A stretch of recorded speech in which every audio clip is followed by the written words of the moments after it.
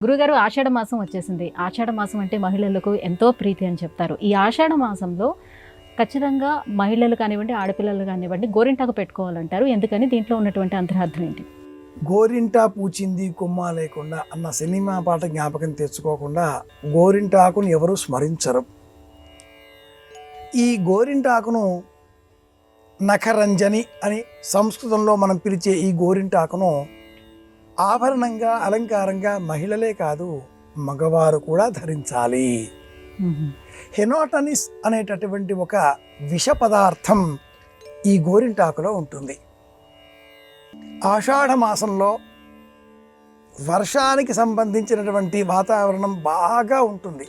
చెమ్మ, తడి. మహిళలు ఇంటి పనులతో ఎక్కువ భాగం నీటి సంబంధంగా ఉండే పరిసరాలలోనే వాళ్ళ జీవితం గడుస్తూ ఉంటుంది. చైత్ర వైశాఖ మాసాలు, జ్యేష్ఠ ఆషాఢ మాసాలు వసంత గ్రీష్మ ఋతువులుగా అన్నప్పటికీ ఆషాఢ మాసానికి ఆర్ద్ర ప్రవేశం కావడంతో ఉసురు, జల్లులు, చిరుజల్లులు, వానలు బాగా పడతాయి. ఆర్ద్ర కురిస్తే దరిద్రం వదులుతుంది అనే ఒక సామెత కూడా తెలుగువారింట.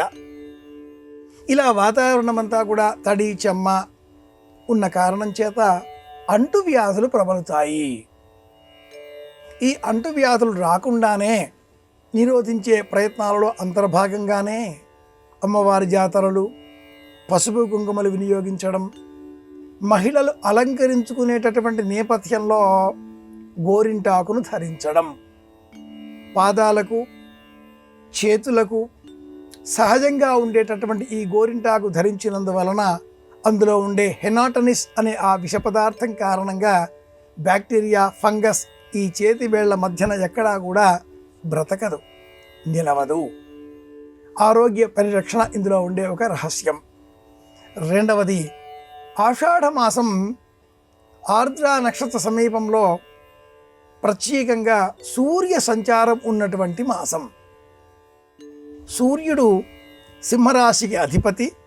మనలో కొత్త ఆలోచనలను రేకెత్తించేటటువంటి గ్రహరాజు. ఆర్ద్ర నక్షత్రం శివ నక్షత్రం, ఉగ్ర నక్షత్రం.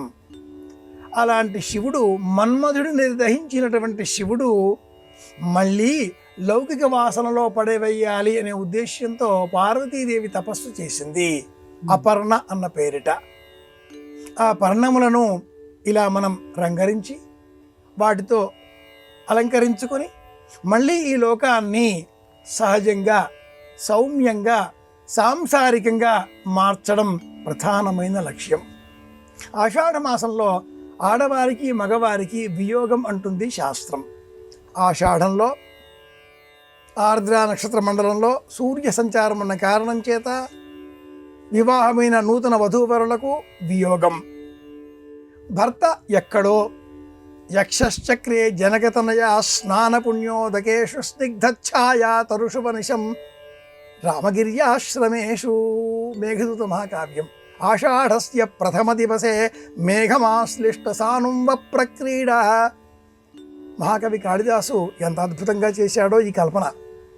భర్త ఎక్కడో, మరి ఆ ఇల్లాలు భర్తను స్మరిస్తూ భర్త వచ్చేటటువంటి ఆ వార్త కోసం వస్తున్నాడు అనే సూచన కోసం సంసిద్ధురాలవుతూ నఖరంజని, చేతులకు గోరింటాకుతో అలంకరించుకోవడం ఇలా సంప్రదాయంగా ఏర్పడింది.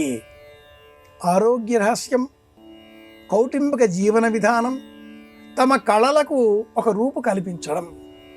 మహిళలు వంట చేయడం, చిత్రీకరణలు, పాటలు పాడడం, అలంకరణలు, వీటిలో సిద్ధహస్తులు. 64 కళలలో ఇది కూడా ఒక కళ, నఖరంజని. కనుక ఈ కాలం ఇందుకోసమే తగినటువంటిది. తప్పనిసరిగా మహిళలు కృత్రిమంగా రసాయనాలతో లభించేటటువంటి గోళ్ళ పెయింట్లు వేసి, అది పోగొట్టుకోవడం కోసం హెయిర్ రిమూవర్లు వేసి, లేదా పెయింట్ రిమూవర్లు అప్లై చేసి నానా కగాళి కజాటీతో రోగాలు రాకుండా సహజంగా ఉండే గోరింటాకు మనం అలదుకుంటే ఆరోగ్యం కలుగుతుంది. గోటి మొదటి భాగంలో తెల్లగా వచ్చేటటువంటి ఈ చిన్నపాటి గోరువంక రంగు మనం ఆరోగ్యంగా ఉన్నామా అనారోగ్యంగా ఉన్నామా అనేది సూచిస్తుంది. గోళ్ళు పింక్ రంగులో ఉన్నాయి, ఆరోగ్యం. నల్లగా మారాయి, తెల్లగా పాలిపోయాయి, అనారోగ్యం. తొలగించే శక్తి గోరింటాకుకు ఉంది. ఇది ఆయుర్వేద రహస్యం. అందుకే ఈ మాసంలో పెట్టుకుంటారు.